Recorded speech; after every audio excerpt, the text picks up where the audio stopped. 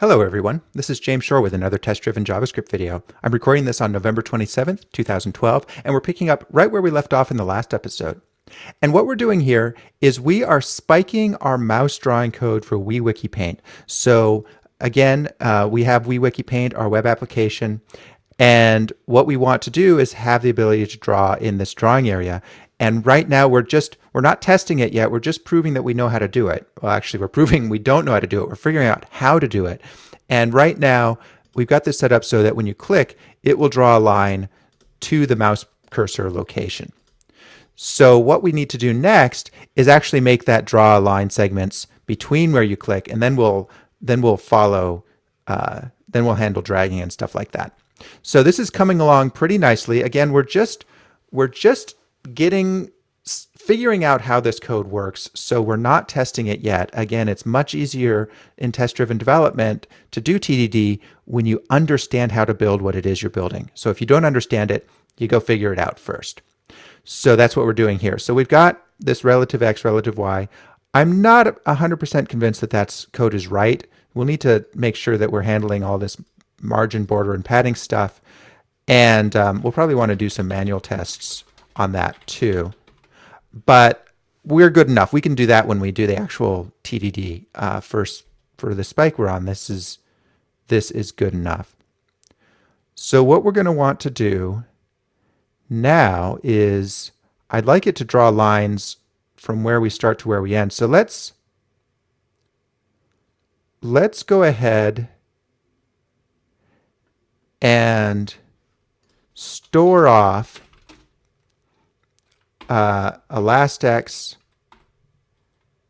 and a last y, or maybe a previous x and a previous y. Just make those null to start with.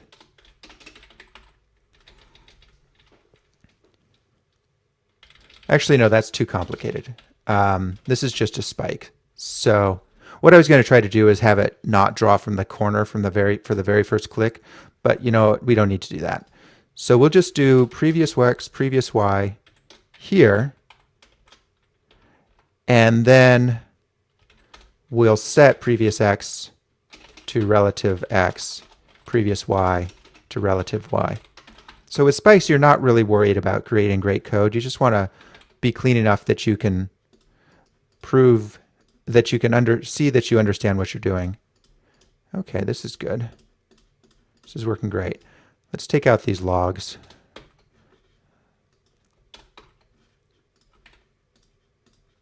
All right, starting to get somewhere. Now this is, you probably can't hear it, but I'm clicking for each one of these, and it's a royal pain in the butt. So let's do that next. I think we might just be able to change that click event to a hover event. Let's see what happens if we do that.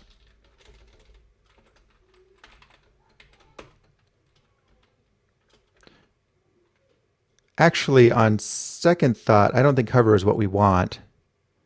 No, that's for when you enter or exit. I think what we want is either mouse move or mouse over. I'm guessing mouse move. Yeah, sent to the element when the mouse pointer moves inside the element. That's good. Yeah, and mouse over is when it enters. So mouse move is what we want here.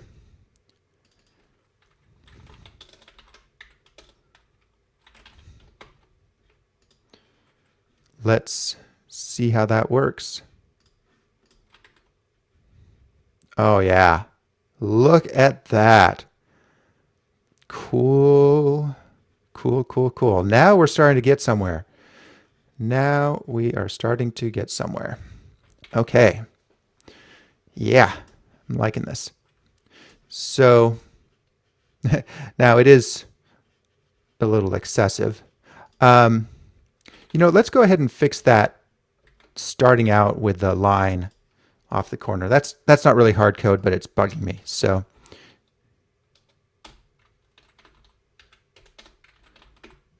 what we'll do here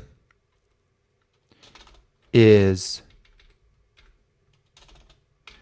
if prev(x) is null, then we'll assume previous y is null as well. And we'll just set, or actually we'll say if it's not null, then we'll draw the line. Otherwise we will. So that will just make it skip the first invocation. Perfect. Yeah. Yeah, I'm liking that. And because we're drawing lines rather than just dots, it works even when we are moving the mouse really fast and the events can't catch up. It will just draw a line between the 2 points. So awesome. Now we're really getting somewhere. Okay, so next, rather than just mouse move, we need to handle mouse drag, and that's a bit tricky. I think what we're going to want to do there is we have to follow the mouse down and mouse up events. Now there may be a jQuery extension to do drag handling, and I have used something in the past that made whole DOM elements draggable, but I think that's probably overkill for us. But there are going to be a lot of cases, a lot of nitpicky cases to deal with, so we might want to look into it. But let's just go ahead and spike this for now. So we'll say that we'll just make a is dragging variable, and actually let's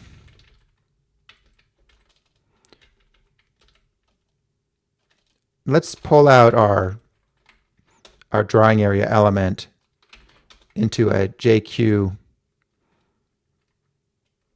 canvas area. Again, we're going to fix all this up later, just to make this a little bit easier to deal with.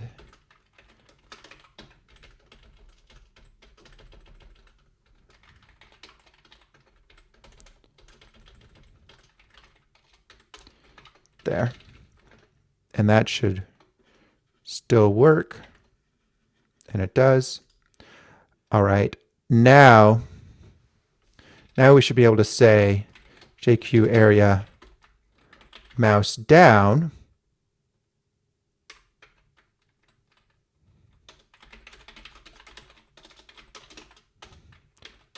is dragging is true, and JQ area mouse up is dragging is false. This definitely is something that isn't going to be perfect. So for example, if mouse is clicked when outside of the element, or let go outside of the element, then the is dragging state is likely to get stuck. And again, that's the difference between a spike and the test will handle all of those bizarre cases. So, but let's just see. Oh, and then of course, if here we're going to say if it's not null and we're dragging, we'll draw the line. So we're still going to want to store off where we started,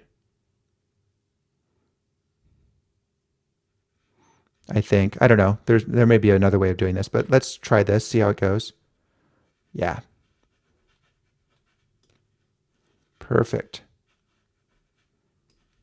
Now, yeah, so look, check this out. I'm going to click, drag outside the div, let go, and now when I come back, we're still in the dragging state. I had to click to let it go. Similarly, if I click outside and then drag in, doesn't draw anything, I have to do it again. But overall, this is pretty solid. I think this pretty much takes care of our spike. Let's just see in our to-do. Let's see, we make the clicks, draw a line where we click. We're following the mouse pointer. We're handling dragon. Yeah. So just take a look at the code, see if there's anything else we want to deal with. Before we start testing this, I think what I'm going to do is I'm going to go do a little web search to see if there's any code that will handle some of these difficult cases for us. That would be nice. So I'm going to check that out and be back in a moment.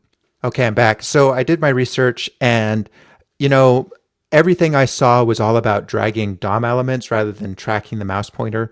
And that's not surprising. What we're doing here is not common.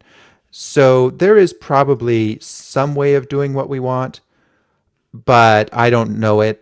And you know, there is a ton of jQuery code out there, but a simple Google search didn't find it. So what I'm going to do here is, we've got a few minutes left in the episode. I want to just, you know, try to figure out this problem of how we enter. And I think maybe one way to do it is just look at the, when we're in the mouse move, let's just look at the state of the mouse and make sure we're down. So, and in fact, if we did that, we might not need this mouse down, mouse up.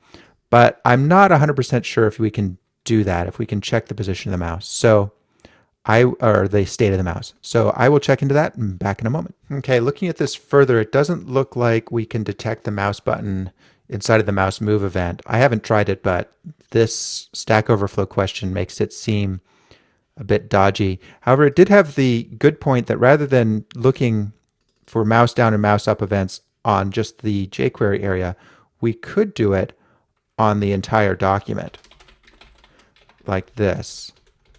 So that might do the trick for us. So if I drag out and drag back in, sort of okay. Drag out, let go, come back, drag out, let go, come back, click outside, come in, drag back. That is mostly working, but we're seeing some weird effects based on where that's coming in. What would happen if we made prev(x) and prev(y) null on a mouse up? No, still getting some weird behaviors.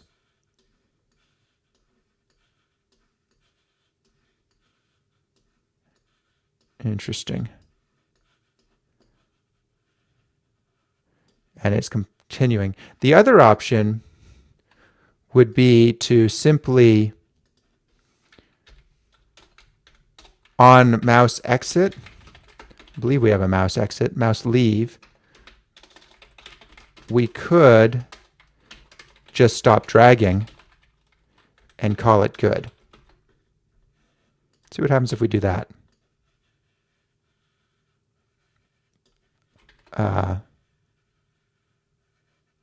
Doesn't work.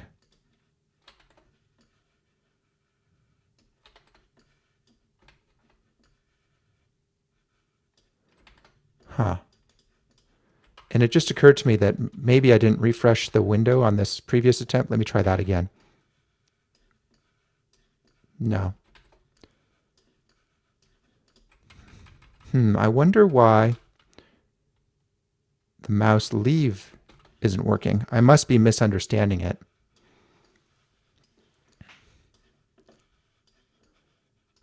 Well,